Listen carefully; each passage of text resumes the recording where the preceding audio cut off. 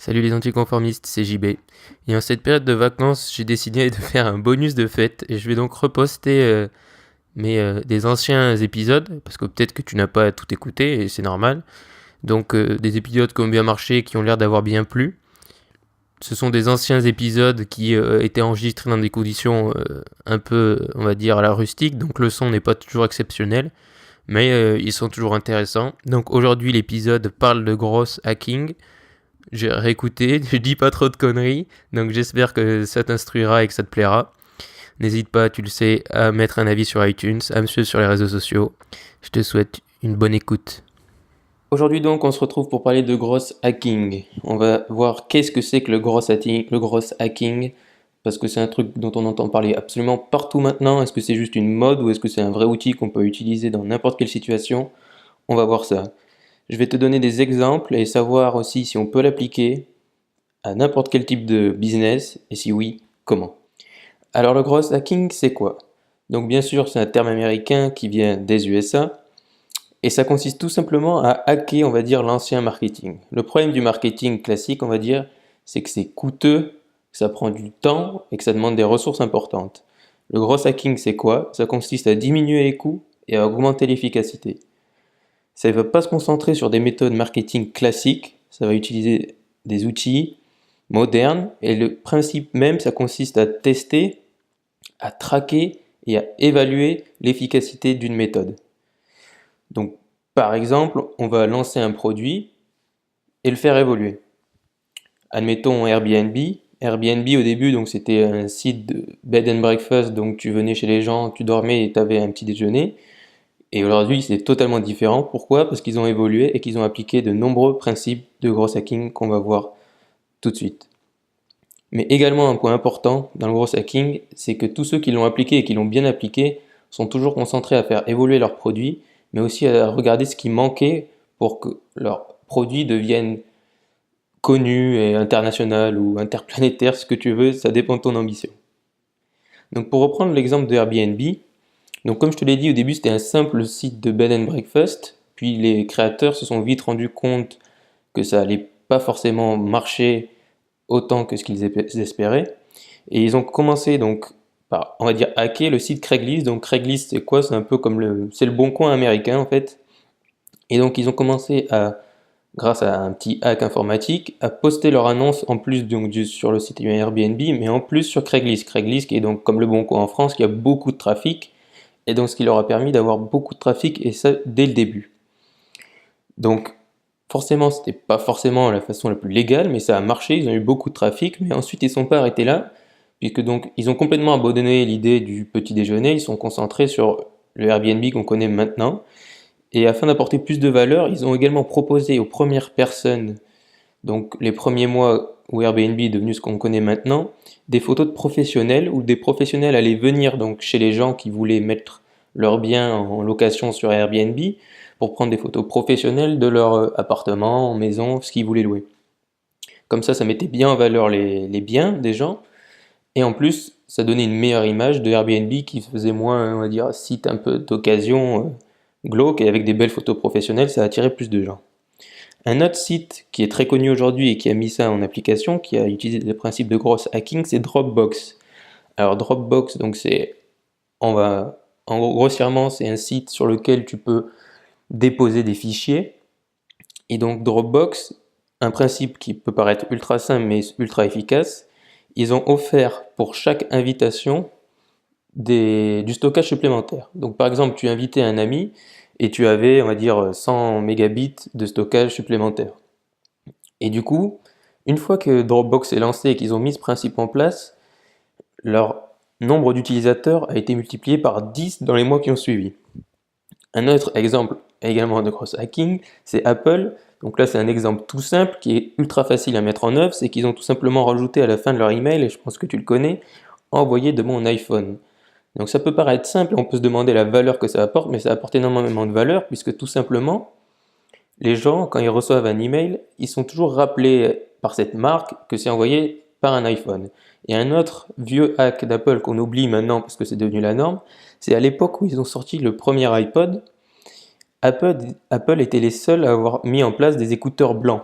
Et donc, je sais pas si tu te souviens des premières pubs pour les iPods, mais on voyait donc des gens avec beaucoup de couleurs et les écouteurs blancs ressortaient beaucoup. Et ce qui fait qu'à cette époque, quand tu te baladais dans la rue et que tu avais des écouteurs blancs, les gens savaient que que tu utilisais un iPod et que c'était donc un produit Apple. Et un autre exemple de gros hacking, là c'est plutôt l'évolution, c'est-à-dire comment partir de quelque chose d'un matériau, on va dire brut, pas forcément attractif, à quelque chose qui est aujourd'hui utilisé par des milliards d'utilisateurs, donc à savoir Facebook. Donc Facebook, tu le sais sûrement, mais ça a commencé donc à Harvard et ça, c'était pour les universités.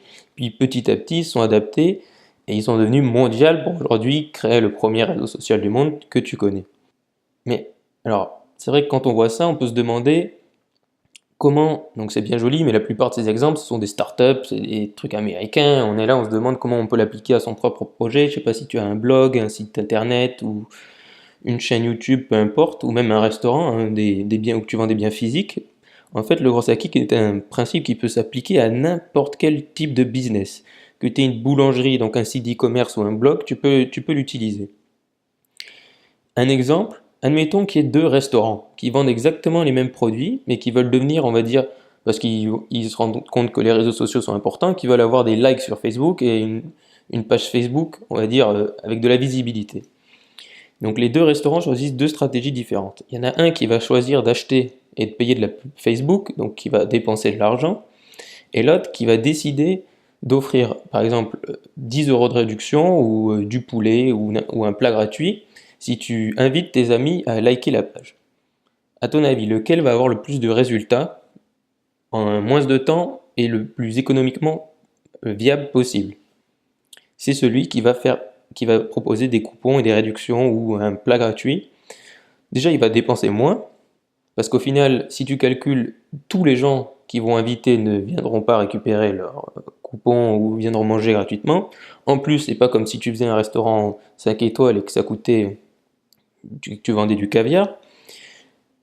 Et l'autre, il aura dépensé de l'argent pour cibler des gens qui seront peut-être pas du tout intéressés pour liker la page d'un restaurant. Et puis honnêtement, si tu vois la pub d'un restaurant sur Facebook, c'est pas le genre de truc sur lequel on s'arrête.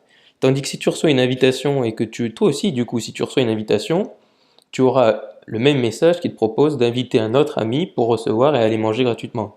Du coup, si c'est un restaurant à côté de chez toi, ça te permet d'y aller, de faire connaître le restaurant, d'y aller une première fois, d'essayer. Donc, ou tu as un premier repas gratuit, ou tu as un échantillon gratuit, on va dire un dessert ou quoi que ce soit. Et du coup, ça te pousse à y aller.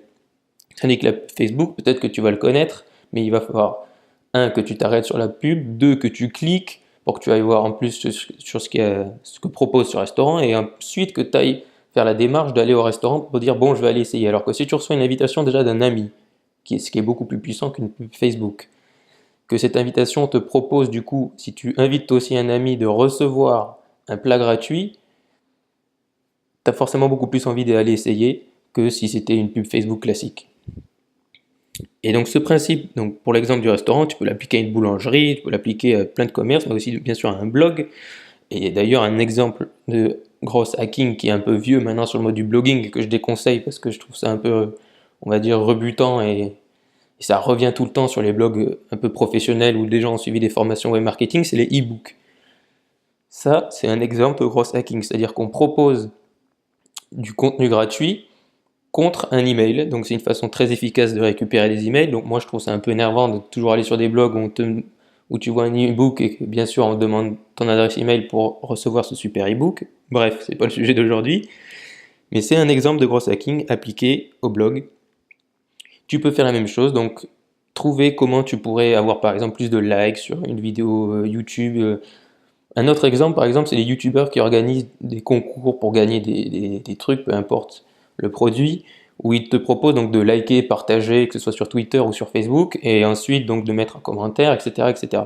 Donc ça, c'est une très bonne façon, c'est un hack pour obtenir donc plus de likes, plus de visibilité sur YouTube ou sur n'importe quel réseau social, en échange donc d'un produit, et en plus c'est encore plus efficace parce que là souvent c'est un partenariat, donc le produit ne t'a rien coûté et en plus tu n'en fais gagner qu'un ou que quelques-uns. Du coup au final tu vas pas comme si dépenser, c'est pas comme si tu allais donner 1000 cadeaux, tu n'en donnes qu'un et donc les gens partagent ça. Mais alors maintenant on va voir du coup concrètement comment pour toi, donc quel que soit ton projet, tu pourrais mettre en place un système de gros hacking. Donc je t'ai donné l'exemple de restaurant, donc si, admettons que tu as un restaurant, ben voilà, tu as une idée à mettre en place. Si tu as un blog, une chaîne YouTube, donc bien sûr tu peux un peu utiliser les trucs qui ont déjà été vus, donc les systèmes donc, de e-book gratuits, mais maintenant il y a un système aussi, c'est un peu, ça s'appelle les opt-in chat, donc tu peux aller sur Google opt-in chat, et donc c'est comme des fenêtres de discussion qui apparaissent automatiquement et qui te proposent donc de parler automatiquement avec donc l'administrateur ou la personne du blog. Donc moi j'en ai mis un sur mon blog si tu veux aller voir. Et donc du coup, si tu veux recevoir du contenu, et ben du coup tu parles en interaction, on va dire automatique avec moi. Donc c'est des messages préécrits et du coup les gens sont beaucoup plus intéressés parce que c'est pas une pop-up classique avec un e-book, c'est quelque chose donc qui est plus personnel, on va dire, et ça attire beaucoup plus l'œil et c'est beaucoup plus interactif qu'une simple pop-up classique avec un e-book. Donc ça c'est un exemple si tu as un blog. Et ce qui est fou d'ailleurs avec ces opt-in chat, c'est que j'ai pas utilisé cette option, mais tu peux installer cet opt-in chat sur n'importe quel site. Donc ça va modifier l'URL du site, mais tu peux le mettre sur une page Facebook par exemple, sur ta chaîne YouTube. C'est ce qui est fou avec cette nouvelle technologie, c'est que tu peux l'utiliser sur n'importe quel site, donc pas uniquement que sur ton blog, donc tu peux récupérer des emails sur des sites qui ne t'appartiennent pas, ce qui est assez fou. Donc bien sûr aussi tu peux, donc si tu vends du contenu, tu peux proposer donc un contenu gratuit en échange d'emails, donc c'est souvent ça que ça consiste le gros hacking, mais aussi tu veux te faire connaître par exemple sur ta page Facebook, tu peux proposer donc si les gens like et partagent tes posts par exemple, tu peux faire un concours, tu peux proposer donc toujours un produit gratuit, par exemple partage la page Facebook et reçois un e-book gratuit, ça peut être une autre façon aussi de voir les choses. Et donc si tu vends bien sûr des produits physiques, bah, c'est peut-être donner des échantillons ou faire des concours. C'est une voie facile pour partager ton site et ton business. Ensuite, si donc, bien sûr, si tu as une application ou que tu crées, on va dire, un logiciel ou que tu es plus dans cet univers-là, tu peux reprendre les exemples donc, que je t'ai dit. Donc, c'est par exemple inviter les gens. Il faut que ça devienne viral. En fait, un des principes du gros hacking, c'est rendre les choses virales. Donc, si tu veux rendre les choses virales, c'est partager des invitations. Donc, tu peux faire comme Dropbox. Tu peux donc t'invites les gens et tu reçois du stockage ou tu reçois par exemple, je sais pas, un mois d'essai premium si tu as une version premium de ton logiciel. Tu peux donc regarder ce genre de choses. Donc je t'invite vraiment par exemple à aller regarder donc les entreprises comme Dropbox, etc. En fait, on n'y prête pas assez attention, mais quand tu vas sur ce genre de site et qu'on te propose donc partage et reçois ceci, tout ça c'est du gros hacking. Et donc moi j'ai fait l'expérience, je suis allé sur certains sites et j'ai noté ce qu'ils me proposaient. Donc bon, il y en a certains c'est un peu bateau, mais d'autres des fois c'est assez surprenant. Par exemple, j'utilise le logiciel Trello. Donc Trello c'est un logiciel pour l'organisation de projets. Et bon c'est bête, mais donc bien sûr tu peux inviter des gens à partager, enfin à rejoindre Trello. Mais il y a un truc qui juste a rendu le logiciel cool dès la première fois que je l'ai utilisé, c'est que dans comment on appelle ça, dans l'endroit où tu vas mettre ton email donc pour souscrire et donc t'abonner, enfin devenir adhérent de Trello, il te propose, tu sais, il y a souvent écrit par exemple tape ton email ici en fond donc de cette partie où tu peux écrire ton email, et là il y avait écrit donc exemple Jacouille la fripouille, et en dessous donc exemple d'email de mon miracle. C'est une référence aux visiteurs, mais bon, j'ai trouvé ça déjà, ça m'a fait sourire. Du coup, je me suis souvenu que ce logiciel a directement été cool pour moi, et du coup, je me suis dit, bah écoute, inconsciemment, si un jour je dois en parler, j'en parlerai parce que ça m'a fait rigoler. Et donc voilà. Donc il y a toujours la loi du gros hacking, c'est que les gens pensent que c'est que pour des hackers qui sont hyper bons et hyper doués en informatique, mais pas du tout en fait. Le principe de base est très simple, après tu peux aller très loin, mais le principe de base est très simple. C'est diminuer les coûts et augmenter l'efficacité. Et ce qui est fou, c'est qu'aujourd'hui, donc, on pense donc que c'est compliqué, mais en fait, ça ne l'est pas du tout, puisque on a de plus en plus d'outils pour, donc, quand je te disais au début que ce qui était important, c'était donc d'évaluer, donc de suivre les données, donc tester, traquer, évaluer. Aujourd'hui, c'est beaucoup plus facile, puisque par exemple, si tu as un blog ou une chaîne YouTube, tu as toujours, tu sais, ce qu'on appelle les analytics, donc Google Analytics ou ce genre d'outils, qui te permettent donc de savoir d'où viennent les gens, combien de temps ils restent, d'évaluer un peu leur comportement. Donc certes, ça demande des fois du temps donc de regarder ça et de savoir du coup par exemple quel a été le parcours sur ton site des gens qui ont souscrit à ton adresse email et ceux qui n'ont pas souscrit, tu vois, pour peut-être changer quelque chose. Ça peut être des choses intéressantes donc à traquer, et on en a plein d'outils donc qui sont comme ça et qui te permettent de traquer facilement puisque c'est gratuit. Google Analytics, par exemple, traquer facilement le comportement des gens qui vont sur ton site. Donc il y en a plein d'outils comme ça, et c'est pour ça qu'aujourd'hui le growth hacking, si tu développes ton entreprise, ton business, ton application, n'importe quoi, je pense que c'est vraiment quelque chose d'important sur lequel se tourner, c'est-à-dire que faire des pubs, tout ça c'est bien, mais dans un second temps, quand on n'a pas beaucoup d'argent, et c'est souvent le cas au début, déjà c'est plus efficace, et ça s'est révélé plus efficace dans les dernières années, à tel point qu'il y a des marketeurs très connus qui disent qu'aujourd'hui le marketing à l'ancienne c'est fini, et qu'il faut évoluer et se tourner vers ça. Donc si des marketeurs américains le disent, c'est qu'il y a une raison. Donc je t'invite vraiment à te pencher sur cette question. Donc comme je te l'ai dit, il y a des outils simples. Tu peux te demander tout simplement comment est-ce que je pourrais mettre en place un hack pour avoir plus de trafic ou avoir plus de likes sur ma page Facebook, etc. etc. Comment tu pourrais mettre en place pour avoir... Voilà, c'est l'idée. Merci d'avoir écouté cet épisode. Si tu m'écoutes sur SoundCloud, dis-moi ce que tu as préféré de cet épisode en commentaire et abonne-toi.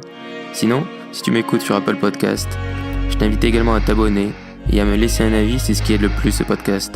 Je te remercie. Et surtout, reste optimiste.